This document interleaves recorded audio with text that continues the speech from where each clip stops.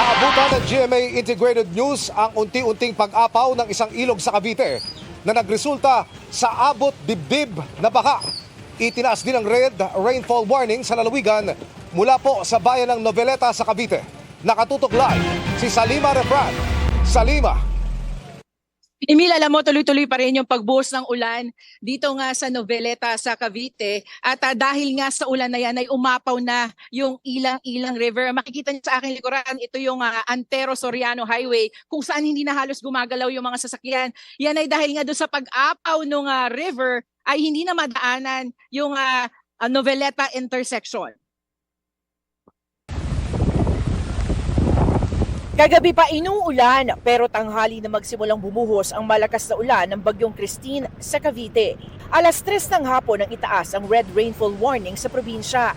Sa lakas ng ulan, mabilis umakyat ang level ng tubig ng mga ilog. Dahil dun sa ulang binuhos ng Bagyong Christine ay umapaw na itong Ilang River dito sa Noveleta sa Cavite. At kung makikita ninyo, malakas yung ragasan ng tubig. Papasok na yan dito sa gilid na ito ng Barangay San Antonio 2 na kung tutuusin ay isang kalsada. San damakmak, sang katerbang basura yung inaanod ngayon sa lugar na ito. Kanina may mga nakita tayong mga residente dyan. Abot bewang hanggang abot dibdib yung tubig. Pero ang sabi sa atin ay nagsilikas na ang karamihan sa mga residente magmula pa kagabi. Hindi na po mapasok sa loob ng bahay. So, nilubog na po ang bahay namin, pinasok na po yung tubig. Grabe yung tubig ngayon, na sobrang taas, ang bilis lang ng pagtaas ng tubig. Kaya sa mga taga Noveleta po, mag-ingat na lang po.